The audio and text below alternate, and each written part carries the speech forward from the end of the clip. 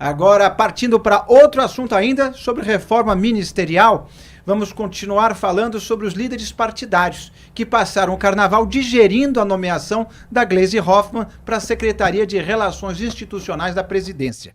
E o Wilson Lima vai falar sobre isso justamente agora no quadro Bastidores do Meio-Dia.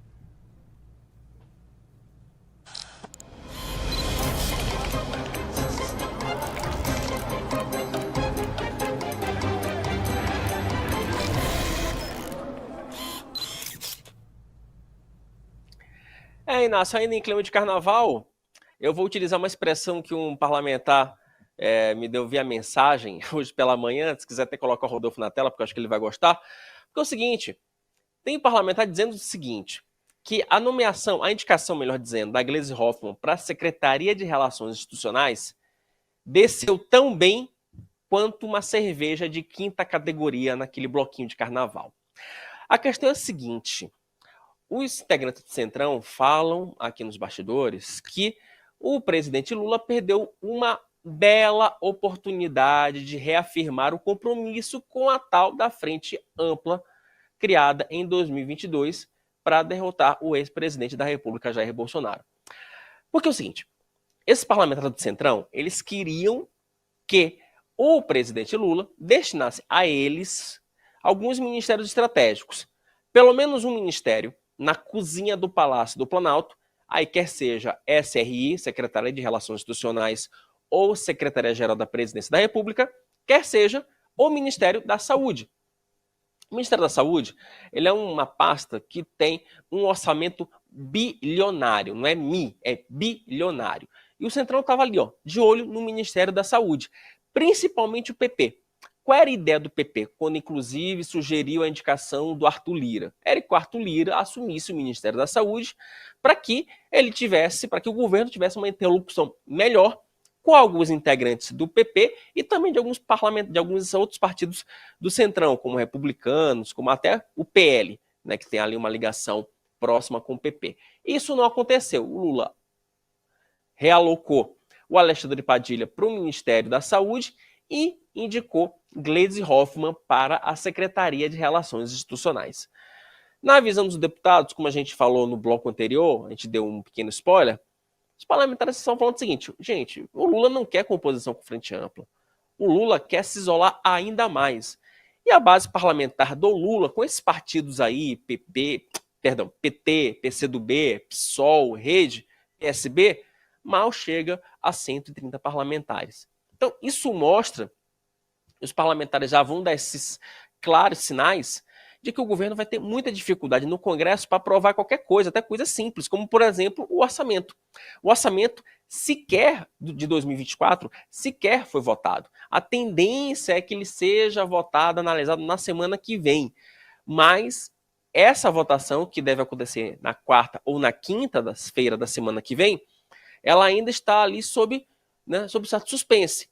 Por quê? Porque os parlamentares, como disse agora há pouco, ainda estão digerindo a nomeação da Gleisi Hoffmann. Ou seja, meu caro Inácio, sabe aquela situação em que você está ali naquele bloquinho, toma aquela cerveja meio ruim, meio batizada, que você fala, não descer legal, vou ficar em casa, vou esperar, vou tomar um remedinho? Então, o governo Lula está nessa situação, está, digamos que, curtindo uma ressaca de carnaval, olha que promete ser bem duradoura. Rodolfo Borges, você crê que Gleisi Hoffmann vai conseguir surpreender o Centrão e mostrar-se uma hábil articuladora, o algodão entre os cristais e não o trator presidente do PT que a gente está conhecendo pelos últimos 8 anos? Eu não apostaria nisso, mas antes mesmo de que ela possa tentar fazer alguma coisa, como isso já falou, a escolha por ela já foi uma indicação ruim do que o governo pretende. E é aquele mesmo drama do PT, mas desde o primeiro governo Lula. Os governos do PT eles não entendem por que mesmo cedendo ministério ou dinheiro, emenda para os aliados, por que esses aliados nunca conseguem contribuir, digamos assim, da forma como eles imaginariam que deveria ser com o governo. E a resposta é muito simples, porque o PT ele não divide poder. Isso está na origem lá do esquema do mensalão. O PT apesar de, e aí nesse caso desse terceiro mandato é mais grave ainda isso, porque o discurso era de frente ampla, o PT se elege com uma frente ampla, mas ele governa como PT, ele não divide o poder. Então, ou ele faz um esquema como o Mensalão, que dá dinheiro, ou que dava dinheiro para os parlamentares exatamente para não precisar dividir o poder, ou faz o Petrolão, que também é isso, divide ali feudos de dinheiro para não, mais uma vez, dividir o poder, e agora é a mesma coisa. Na hora de dividir o poder, eles não conseguem, e aí eles ficam entre eles, e mesmo com alguns ministérios nas mãos de alguns outros partidos, esses partidos não se sentem contemplados na divisão do poder. Esse é o drama essencial do Partido dos Trabalhadores, e é por isso que os governos não dão certo, ou precisam, para funcionar, como foi no caso dos 2 primeiros governos do Lula, de condições muito específicas, geopolíticas inclusive, para que a coisa ande. Pois é, vamos continuar falando agora sobre política. O STF, o Supremo Tribunal Federal, ratificou de forma unânime a decisão do ministro Flávio Dino, que validou o plano de trabalho elaborado conjuntamente pelo governo federal e o Congresso Nacional. Essa medida visa aumentar a transparência nas emendas parlamentares e foi aprovada com um placar de 11 votos a favor e nenhum contra. Com a homologação, Flávio Dino autorizou a execução das emendas do orçamento de 2025, além das referentes aos anos anteriores. E aí eu pergunto, finalmente, Rodolfo Borges, teremos o fim da guerra das emendas? Também não fazia essa aposta, já foi tentado isso outra vez, o Flávio Dino impôs ali alguns limites para serem respeitados, o Congresso, com a anuência do Palácio do Planalto, não seguiu essas regras, e por isso, de novo, continuou essa questão no STF. Agora, que essa questão das emendas é a aposta do Lula, de que a Glaze pode de alguma forma conseguir se impor, essa para mim é a questão. Claramente ele fez aí uma aposta de que ao tornar aí, e o discurso é esse, né? A transparência, e de fato tudo isso é muito importante, mas no final das contas o que está em questão é quem vai tomar conta das emendas, quem vai levar, quem vai guiar o parlamento a partir das emendas. E aí a aposta é de que a Glaze conseguirá, por meio do controle de emendas, guiar o parlamento. É uma aposta arriscada, aliás, eu diria que é até mais do que arriscada, assim. É difícil de acreditar que ela vá funcionar. Wilson? Eu concordo com o Rodolfo. Provavelmente essa estratégia não vai funcionar.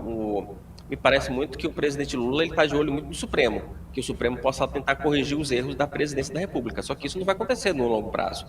Essa que é a questão. Então não me faz... Os parlamentares já estão ali achando alternativas para burlar essa decisão do Supremo Tribunal Federal, tá, Inácio? Então a gente também tem que ficar de olho qual vai ser a próxima artimanha. É bom lembrar que esse acordo ainda vai passar por homologação do Congresso Nacional e ali, amigo, quando o caso chegar para análise tanto de deputados quanto de senadores, aí é que pode haver uma diferença, uma mudança, inclusive nas próprias regras que o Congresso colocou lá no Supremo Tribunal Federal.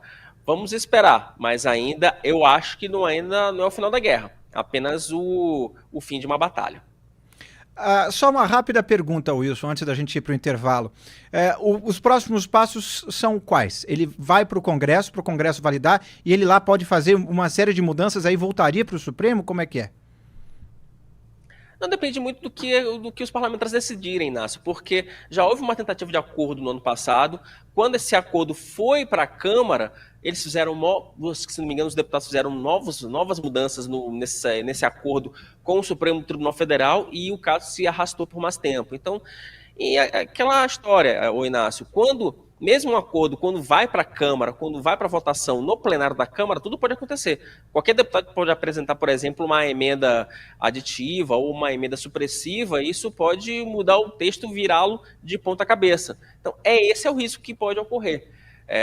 E aí, nesse ponto, o Hugo Mota e o Davi Alcolumbre vão ter que lidar com essa questão com mão de ferro, para que, de fato, o acerto que foi feito com o Supremo, de fato, seja cumprido pelos parlamentares. É por isso que eu sempre falo, há essa possibilidade de que tudo que tenha sido acertado nesse momento mude quando o caso chegar no plenário, tanto da Câmara quanto do Senado.